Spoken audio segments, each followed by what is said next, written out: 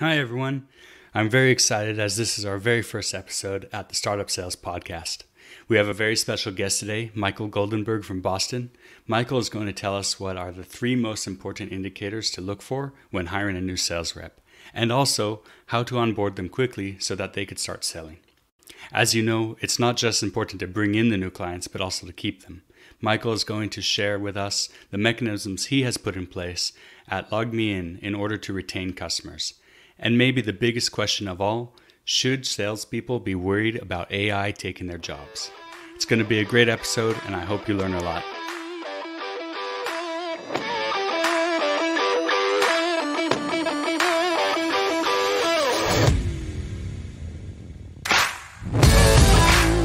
Startup Sales is a podcast about what it's really like to get a business off the ground. We talk with founders, CEOs, and sales VPs from the high-tech market.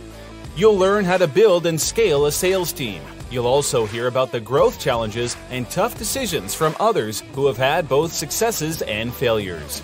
And now, your host of the Startup Sales Podcast, Adam Springer.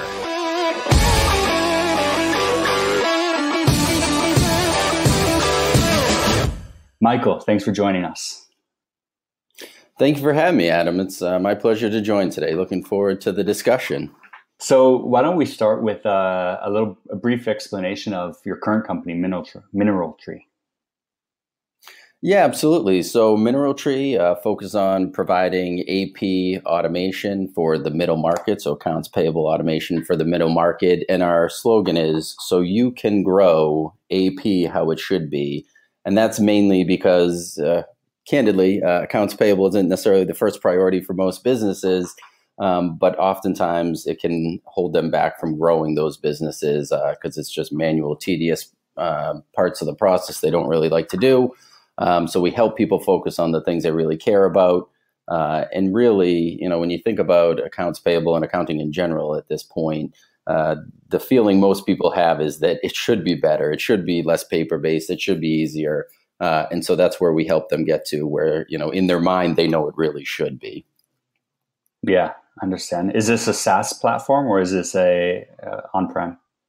Yeah, it's a SaaS-based platform that actually adds to the accounting system they're typically running, whether that be a NetSuite, Intact, Microsoft Dynamics, QuickBooks, and we continue to build out many others. All right, and you have some things, some different items on your resume before Mineral Tree, but let's start kind of more even earlier at LogMeIn. Can you tell me a little bit about your journey there?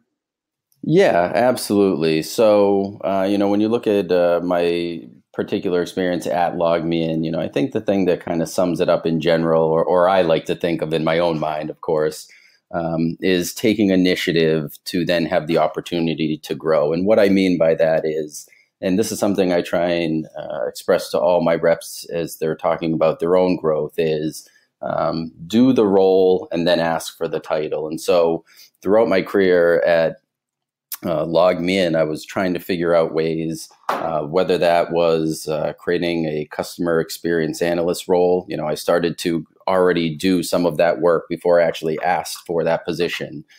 Before I was a manager and then even into a director role, I was often taking on some of those responsibilities before then asking for those positions, where it was more of an inevitable progression versus give me the title and then I'll prove myself. I always felt as though, and I try and get this across to all my reps, is prove yourself, then ask for the title. And so I was very fortunate to have a lot of great mentors and leaders that I worked with at LogMeIn that allowed me to really take on that additional responsibility, but then also rewarded me for that additional effort and ambition that I was, able to show there.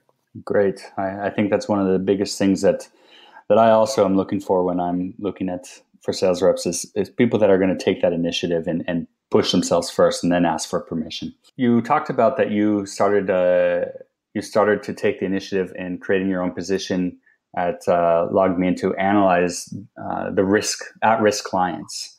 Can you talk more in depth about that and kind of the problems you found when starting to look into this? Yeah, so when I was doing this at LogMeIn, and this was, I'd have to look back probably 10 years ago now at least. Um, LogMeIn had the benefits of a huge customer base, certainly of some of their consumer-based products and things like that. And they had a huge amount of data and usage information and things like that. But historically, there hadn't been a lot of attention put towards trying to look at that different data and try and really align the patterns to figure out, what were some of the either red flags for someone being at risk, but equally so, what were some of those indicators of potential growth? And what was really interesting, I mean, there was a couple specific use cases we were able to find. For instance, we realized that a huge portion of the support calls that we were getting were really for something very simple. It was essentially a confusion around part of the login process where because people were essentially seeing that they couldn't log in but didn't understand why, we were able to plug, quick holes there to solve those problems. And there were some other, anecdotal stories like that where we were able to make small tweaks that really moved the needle quickly. And that was exciting. And that was, it was good to see that kind of initial impact that we were able to have. But then also bigger picture, we were able to start to see some trends in terms of, for instance, the difference between if someone early in their process, early in getting set up with the product, if they were to use two of the key features, they were drastically more likely to both add on additional licenses as well as renew. And if they were using three of the key features, and there were kind of 5 total key features, but if they were using at least 2 of them, and even better if they were using 3, the numbers and the likelihood again of both growth and retention immediately went up. The other thing is, it's interesting now, and again, this is call it 10 years ago. Net Promoter Score was still, relatively early. And customer success was early too. People weren't really doing as much of that, or they certainly didn't really call it customer success at that time. And, I think one of the key insights we had, because we had looked at it as a retention effort in a lot of ways, and it was, how do we prevent people from leaving? But I think the insight we had, and we didn't necessarily tag it as customer success, was that the retention and customer success actually happened at the very beginning. That first 30 days of someone using a product, they're going to establish the majority of their habits of how they use the product. And so you're winning and losing that customer at the beginning, not at the end. And, I'd like to think of it as kind of the analogy of if you wanted people to stay at your party, you shouldn't try and stop them on the way out the door. You should make it a really great party so they never want to leave to begin with. And so that was, I think, a huge key insight for us was, just the importance of the beginning versus historically we had, waited till somewhere between, 60 to 90 days before renewal and then, reached out to them to, just ensure they were okay. And so we kind of flipped it around from there to really focus on the front end. And are you taking the same kind of principles with you to the newer companies that you've been with, including like Mineral Tree? Yeah, absolutely. And like I said, I think, the world has changed since then also in the way people look at things. And even if you look into things like behavioral science in general now, people understand that people are not necessarily completely logical. They are more emotional in their decisions. And so it is important to create that image in their mind and to create that impression early on that it is a valuable, good tool that they're using. So I think a lot of companies are doing this more now, but certainly here, I mean, the amount of emphasis we put on implementation and just getting people off the ground and running is tremendous. And we have a huge focus on that in particular, even more so than the retention at the end. That should be a natural step at the end of a year. It shouldn't be a new negotiation. What kind of tools are you using now to kind of monitor for these kind of things?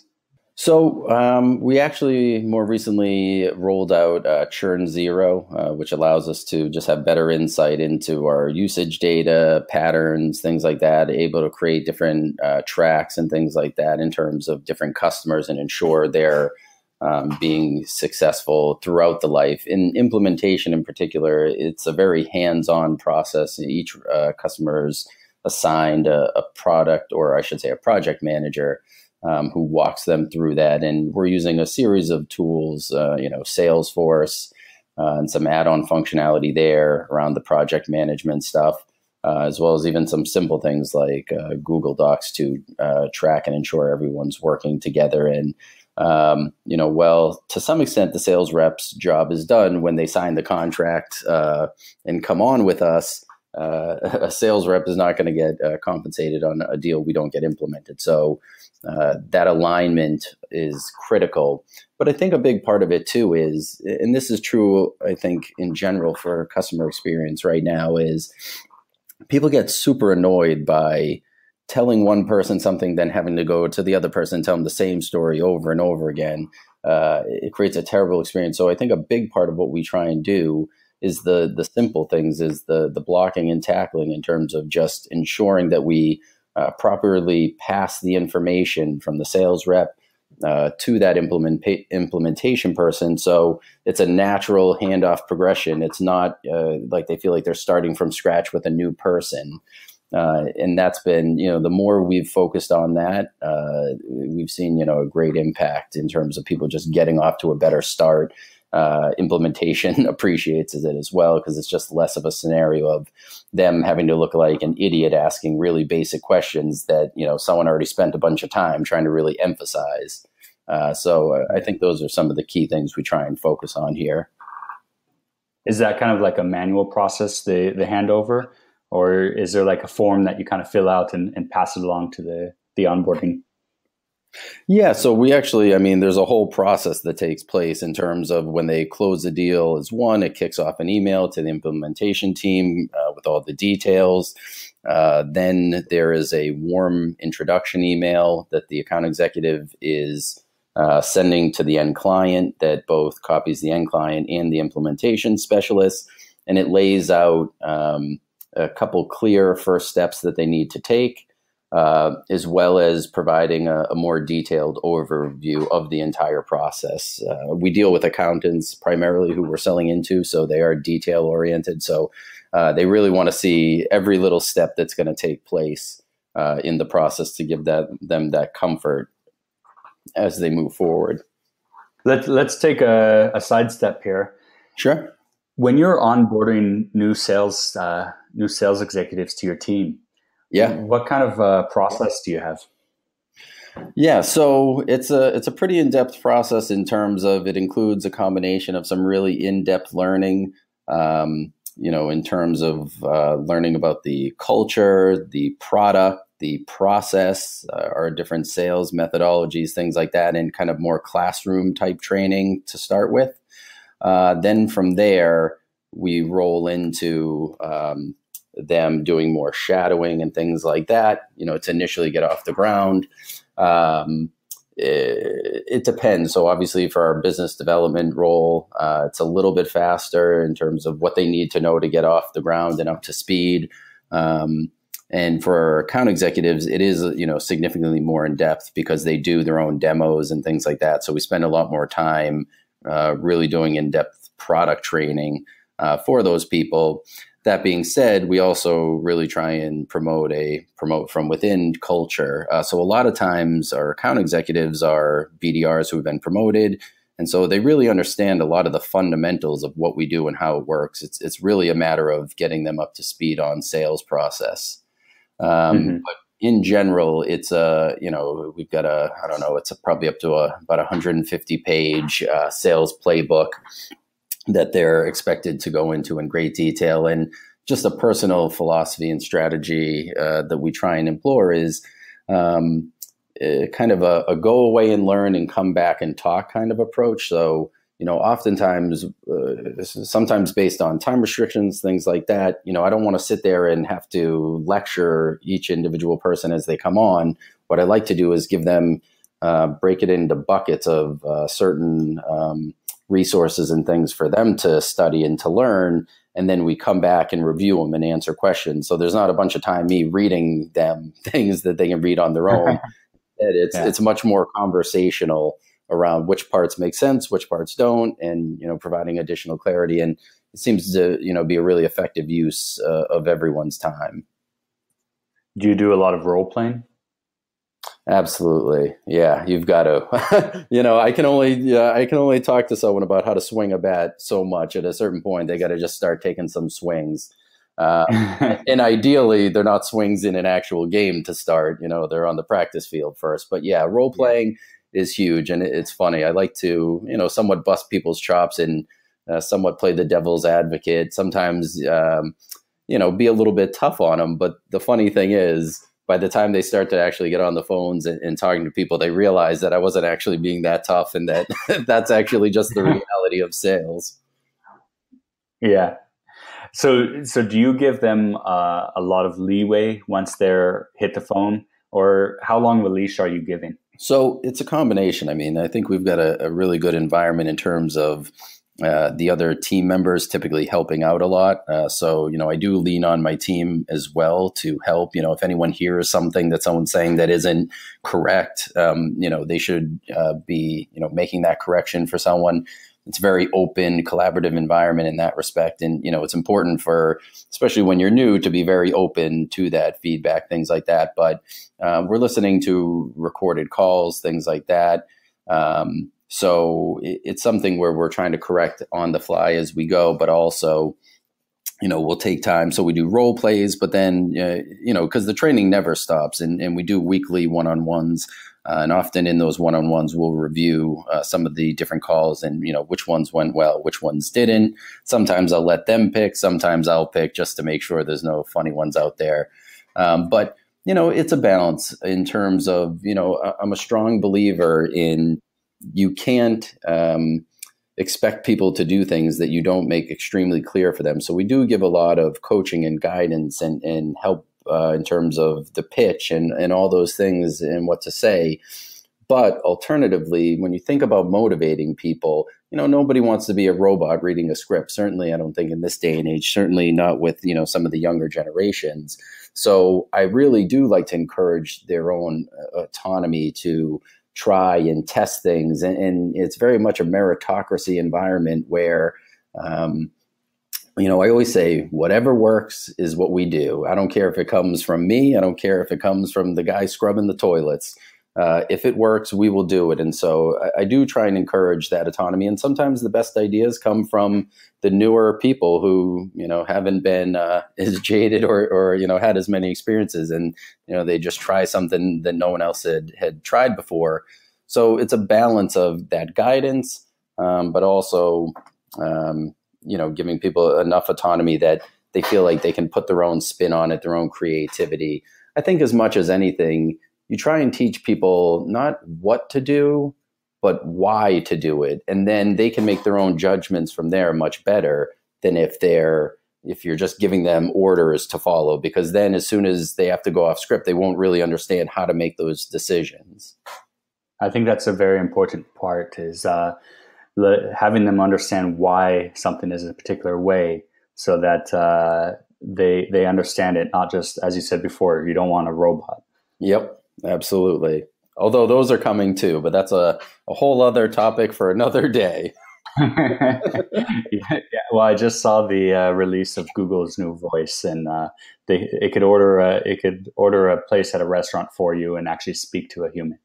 Yeah. And, again, not to go too off topic, but, I think for every salesperson today, you need to really, look deep inside yourself and think, this is coming. This is, AI, bots, it is coming. Where are you going to add value? What are you going to still be able to bring to the table? Because the reality is, the bot might be better at making sure it asks all the right questions every single time. Where are you really going to be able to add the value? And I think even without that competition coming in, it still remains the case today, which is, where I think salespeople still add the most value is, providing context and being able to, put things into a way and frame things in a way and be able to read a person in a certain way that they're able to really address the things that matter the most to them versus kind of just, again, reading off a script. But yeah, matter the most to the prospect, not to the salesperson. Exactly. All right. So back on topic, what are some of the early signs that you found when a person's not going to work out for the company? It's interesting. It's always hard. You can interview, you can check references, you can do back channel references, you can do many things to try and, you can do different psychological tests. There's a lot of resources and ways to ensure that you're going to get the people that you hope to get. But obviously that is not always the case. I think it's one of those things. This goes to my philosophy in general when it comes to both hiring, firing, promoting. Ultimately, what I'm looking for is progression. Are the people, early on, you tend to see either people are kind of picking it up and they're getting it, and they keep adding to their arsenal of tools, and you explain something and they absorb it and they turn around and they do it differently. And even the most junior person you hire, as long as they're continuing to make the adjustments, they probably have more adjustments to make, but as long as they continue to make the adjustments, they're going to be okay, and they'll be heading in the right direction, and they're progressing and they're continuously getting better. Where you start to get alarmed and concerned and is when, very early on, often you're able to see that, you're having to review the same things, week in and week out, and the adjustments aren't exactly being made, and there's no real good reason why they're not being made. It's I got to really remember to do that kind of thing. So that's kind of the biggest indicator to me is like, are we talking about the same things multiple times? Or is it, we kind of knock down one and move on to the next thing? So I'd say that's kind of one of the big indicators for me personally. But, the other thing is this, and this is kind of on the softer side of things, which is, there's some element, and this is a little less tangible, but, how much does it seem like the person cares? That's a big part of it also, right? I mean, you see, there's just some people, they come in and you can tell from early on, they're, for whatever reason, as much as you try and avoid it, in hiring, it seems like, they're content to kind of slide into the middle, versus someone who comes in and you can tell they're just trying to push even from day one to be number one. That's another kind of, red flag. You see someone come in and get complacent very quickly. Those are ones that definitely make me nervous. I understand very much. So I think the first part of what you were saying is coachability. I think that's the biggest thing for you, is that they're coachable. Yeah, and I don't remember where I stole this from, some book, but it really resonated with me, which is, trying to find people that are hungry, humble, and smart. That hunger thing, unfortunately, is the hardest to find. Everyone in the interview says they're going to be the hardest working person, but needless to say, they're not all. That's, absolutely critical. Everything else you can almost figure out, but that you can't teach that. And it's so hard to find, humble, them being open and coachable and not getting defensive, things like that. That's a big part of it. But, part is what I was saying, and I don't know, maybe I'm wrong in calling it being smart, but is the people who are able to self-identify issues, or able to look into, internally and say, here are the things, or identify, be self-aware enough to identify the things that they are doing to be able to fix them. That's a big part of it as well. Someone who's not just going to wait around for me to tell them, hey, that's not working, but for them to be able to come to me and say, hey, I feel like this part isn't working. Can you help me with that?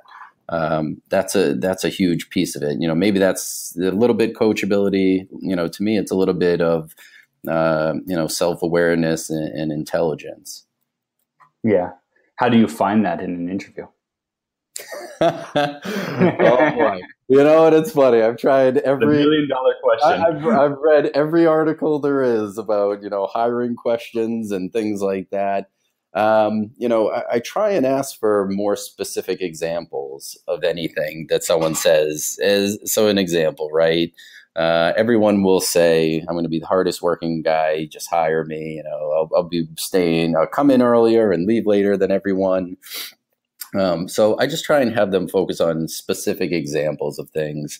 And it's funny how quickly, when you ask someone, give me a real world example of where you've, actually recently been the hardest working person, or give me a scenario in which that was actually the case. And it's like, well, I mean, in general, and they can't really come up with it. So as much as anything, I try and, do those types of things.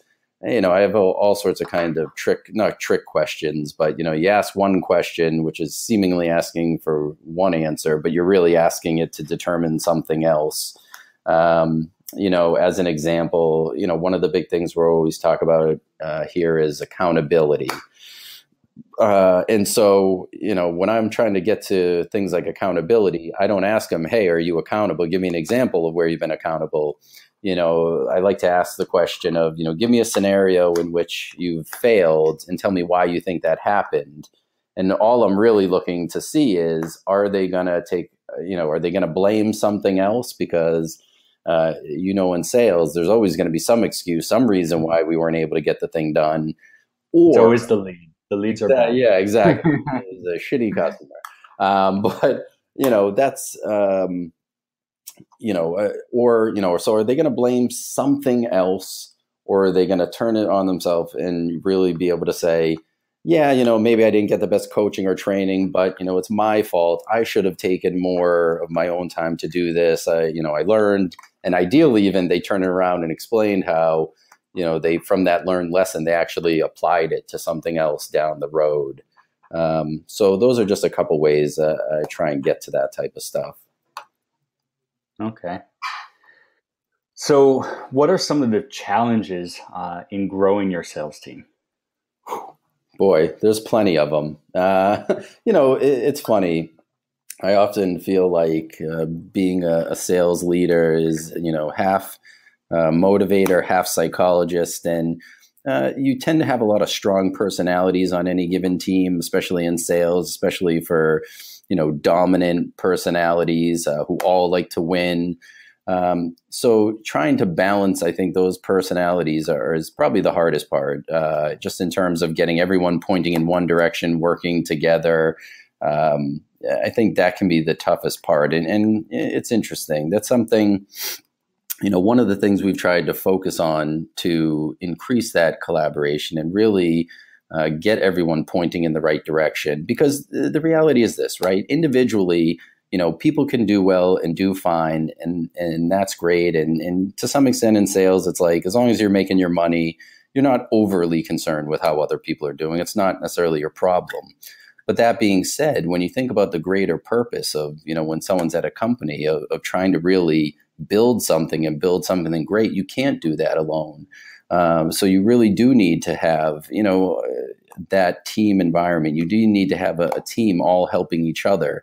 Bill Belichick's an amazing football coach, but a huge part of the success for the Patriots has been that on-field leadership, and that, collaboration of those teams. So, in order to try and build out more of that, I think a big part of it is really just trying to get people to know each other a little bit better.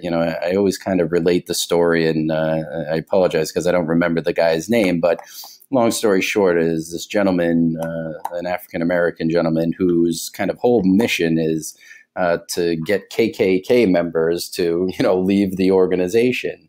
And he starts by asking, why do you hate me? You don't even know me. And then often that kind of spurs the conversation of a bunch of, misunderstandings or stereotypes that aren't necessarily true, that, these people bring up. But the point being that, and this guy's had, amazing success in terms of, actually getting people to leave the KKK. But the way he's able to do it is they just get to know him. And so it's something simple in terms of people taking the time to get to know one another. But, I think that's, been something we found to be extremely helpful in terms of getting everyone really on the same team, even when to some extent you've got people competing. And even in some cases, you have some competing interests a little bit, getting everyone pointing in the right direction, in the same direction. That's something that is critical because, again, it's not just the individuals that matter, it's the team. So how are you doing that? How are we doing that? Combination. So, we have kind of group projects that we're working on. So as an example, we're building out, some new email cadences, new cadence matrix for the different types of people that we're reaching out to. And so the team's working on that together. It's not just me writing emails. They're kind of working together to write those emails, doing regular biweekly lunch and learns with the team where different team members will present to the rest of the team. That's been a good one. Present on what? It varies quite a bit, the topics, so we do it every 2 weeks, and sometimes it's, more specifically, for instance, someone's, sales techniques and things like that they've used at previous companies that have worked well. Sometimes they're more product focused if someone's really strong in product. So the topics vary from, week to week. It just has to do with kind of what's top of mind for the team, things that they're interested in. A lot of times, I'll bring it back to teaching some of the different sales methodologies, things like that. Even sometimes, it'll be some sort of trend that people may be hearing, in the market and talking about that and the impacts to us. Like, for instance, conversational marketing / sales, and what is that and what does it mean and how are we trying to use it? ABM, account-based marketing, account-based sales.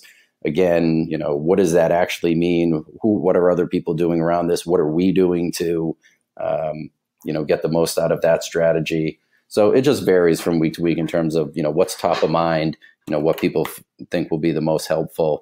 But that in conjunction with, this team events is a big thing, obviously, whether that's anything outside of the office where people can just get to know each other on a little more personal basis goes a long way.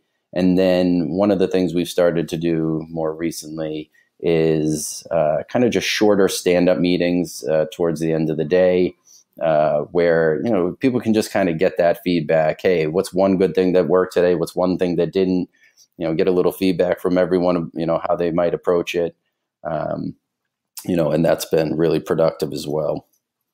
Michael, thanks for joining us today. I think that the biggest thing that I took away from this is to take initiative and prove yourself before taking the position or asking for that responsibility. So prove yourself first. I think that's really important. So thanks for taking the time. Yeah, my pleasure. And, I would leave you with even beyond that is, one of my favorite, sayings is, change means opportunity. I think for anyone in sales, certainly in sales leadership, you should always be thinking about what are we changing? What are we addressing? What are we doing to move things forward? There's zero complacency. And I think to the point you made earlier about taking initiative, it's just having that hunger, that drive to just never leave things alone. Absolutely. Absolutely. Okay, great. Thank you, Michael. All right. It was a pleasure. Thanks a lot, Adam. Thanks for listening to Startup Sales with Adam Springer. Subscribe to the podcast so you never miss an episode. To contact Adam about consulting services or speaking engagements, visit startupsalespodcast.com or email startupsalespodcast@gmail.com. Great, Michael. 5 questions to end things off. What is your favorite sales or leadership book? Favorite sales or leadership book? There's so many good ones. I don't know if this is necessarily sales or leadership, but I'm going to say it anyway, which is a book called Predictably Irrational is one by Dan Ariely that I really love. And part of it is, it just talks about human psyche and behavioral science. And I think the biggest misunderstanding people have when they go into sales is they're going to be dealing with a bunch of logical people making logical decisions. And the reality is it's anything but that. And the sooner you're able to figure out what actually drives people's decisions versus what they say is going to drive their decision, the better off you'll be. I think that's a direct answer to the question. It is both sales and leadership, even not being titled it. Absolutely. Yeah. Do you have someone that you follow for sales or leadership ideas? Boy, there's a lot of them. I'm a big Daniel Pink guy, big Dan Ariely guy. Really like the Heath brothers. Michael Lewis is a great writer who just recently wrote a book, The Undoing Project, which is amazing. And then, candidly, I look up to some of my mentors that I've worked with in the past as well. Okay. A whole list. Exactly. Yeah. Are you available 24/7 or do you have strict personal time boundaries? Don't tell anyone I said this, but the reality is, if there's a deal to be had, if there's something important, I'm available 24/7, but don't go publishing that. Okay, I'll call you at 3 a.m. Listen, if you're in sales, there's no time off. If there's an opportunity to make money, move the needle, then, you got to be ready at all hours for that. Absolutely. What is your favorite tool used for sales? Oh, that's a tough one. I would say right now, the number one tool that I've been kind of using the most and taking the most advantage of is probably SalesLoft in terms of our email and, phone cadence and follow-ups, things like that. And part of the reason I like it so much is it actually ties in and integrates with so many of the other solutions that we're using and giving just more insights on who to email and when, and pulling that all into one view is super helpful in a way that, for however long I've been thinking, like, I don't understand why Salesforce doesn't just do this, but, that's something that in general, not only that, but it works. And I should knock on wood before I say that, but, I've used some solutions in the past where the integration wasn't great, or, you had kind of a lot of just technical hiccups. It's been a really strong product to really increase our activity and our productivity. And also, one of the things I really try and focus on is try and minimize the amount of mental energy a rep needs on any given moment to think of, like, who do I go to next? Who do I call next? Who do I reach out to next? And this does a great job of just, bringing that next person up and for them. Excellent. That's great. What one piece of advice do you have for all the founders, CEOs, and sales leadership out there? Boy, that's different for each. But I think what I would say is it's important to understand where you're at in the business life cycle to set your expectations correctly, to set what you expect out of people and results correctly. And what I mean by that is you need to have very different expectations for when you're in that product market fit piece versus when you're in trying to get a repeatable sales process in funnel versus, when you're scaling the business. And I think the mistake people often make is they think they're in the scaling part way too early and don't realize that you need a different type of, for instance, when you're in that product market fit, you need a different type of rep, you need a different type of approach, you need a different type of flexibility. You're going to see a different kind of result. You can't ask, for instance, when you're in that product market fit, are these conversion rates, in line with the industry? Because the reality is, if it's brand new, there probably are going to be lower. The key is just to try and standardize or have a common definitions that you can use to then gauge your growth and just ensure that you're making progress.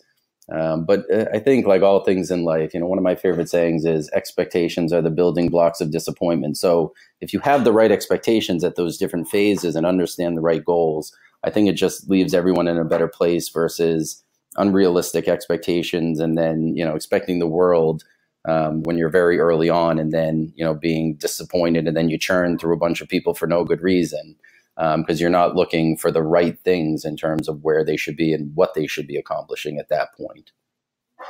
Absolutely. Great. Michael, thanks again for coming, and pleasure having you on. Yeah, it was my pleasure. I really enjoyed the conversation.